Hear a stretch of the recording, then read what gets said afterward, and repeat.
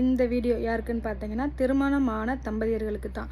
ஏன்னா இப்போ நிறைய பேர் என்ன நினைக்கிறாங்க அப்படின்னா, மனைவிக்கு வந்து செக்ஸில் வந்து அந்த அளவுக்கு வந்து பெருசாக ஆர்வம் கிடையாது, அவங்க இன்ட்ரெஸ்ட் காட்ட மாட்டேங்கிறாங்க, நம்ம பண்ணுறது வந்து அவங்களுக்கு பிடிக்கலையோ, அவங்க திருப்தி அடையலையோ அப்படின்ற மாதிரி நிறைய சந்தேகங்கள் வந்து கணவன்மார்களுக்கு உண்டு. இதுக்கான ஒரே சொல்யூஷன் என்னென்னா, நீங்கள் அவங்கக்கிட்ட நீங்கள் வந்து உங்களோட தேவையை மட்டும் நீங்கள் வந்து பூர்த்தி பண்ணிக்கக்கூடாது.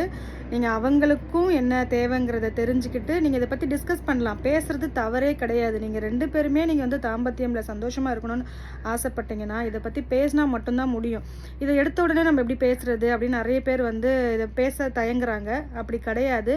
நீங்கள் வந்து மெல்ல மெல்ல நீங்கள் ஸ்டார்ட் பண்ணுங்கள். சின்ன சின்ன விஷயங்கள்லாம் நீங்கள் வந்து டிஸ்கஸ் பண்ண ஆரம்பிங்க. ஒரு நாளடைவில் வந்து நீங்கள் வந்து ஒரு மாதமோ இல்லை 2 மாதமோ நீங்கள் டைம் எடுத்துக்கோங்க.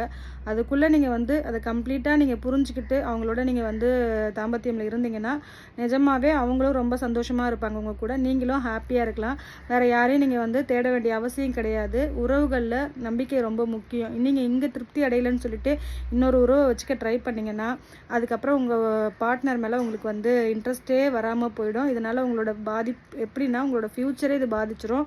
ஸோ தயவு செய்து பார்ட்னரோடு நீங்கள் கலந்து பேசி நீங்கள் வந்து சந்தோஷமாக இருக்க முயற்சி பண்ணுங்கள்.